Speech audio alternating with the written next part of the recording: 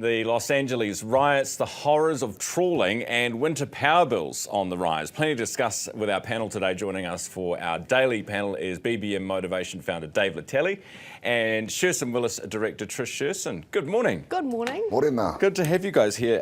Do you call in sick, Dave? No excuses. Do you just soldier on? You don't call in sick? I don't go. I guess you can't when you're the you're in charge. You're the leader of it all. But you know, we're a pretty relaxed workplace. We're not like a normal job, so you know, if you're sick, it's all good. You know, we don't want anyone else getting sick. Especially we work with a lot of vulnerable, you know, a lot of ill people. Yeah, true. You don't want that and I guess if you let people come in that are sick, Trish, and they infect other people, and then they infect other people, it's kind of a spiral.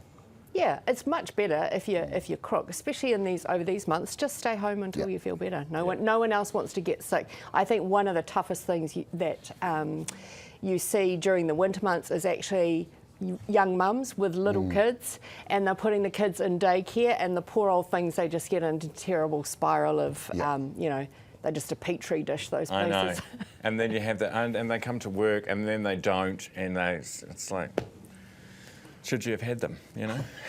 Well, I have wondered that over the years, but we are where we are. Hey, looking at what's happening in Los Angeles, I mean, we're not there.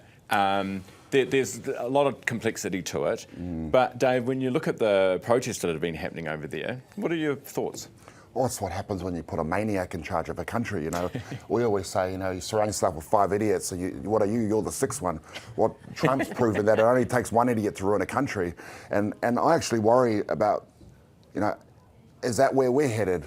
You know, when you see a lot of the, you know, people are so let down in our communities, they feel they're not being heard, and I always worry, you know, and you look at where politics are, and they're just arguing all day, every day, and you think, is that where we're headed?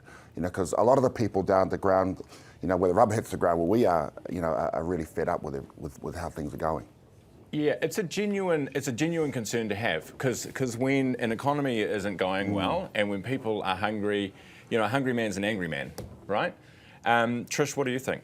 Well, it's another episode in The Apprentice, you know, president. You know, Trump loves this stuff because he loves to be on TV, he loves to be at the centre of things.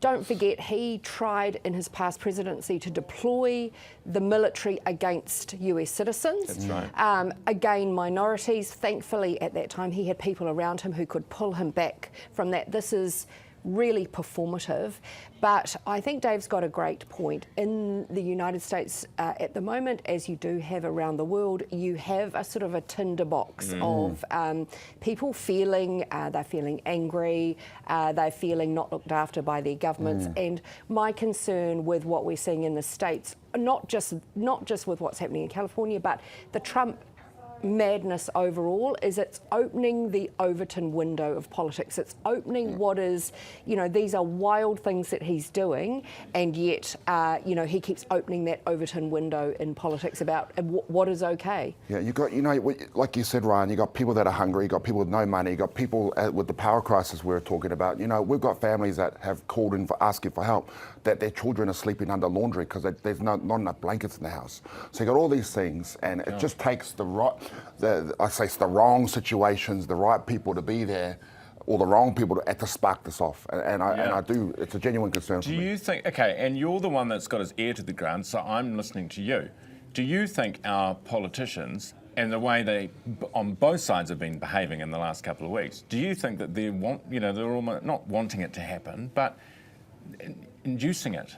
I think there's so much divide, and from both sides. And again, I always say, you know, I don't get why it has to be far left or far right, you know, and why can't we encourage success, you know, encourage our children to be successful and celebrate it with this tall poppy syndrome, celebrate it, but not forget to help the less fortunate. Why is that such a hard model to get? But it's not, and, you know, if there's a great divide, and it's just, I'm genuinely worried with how things are going.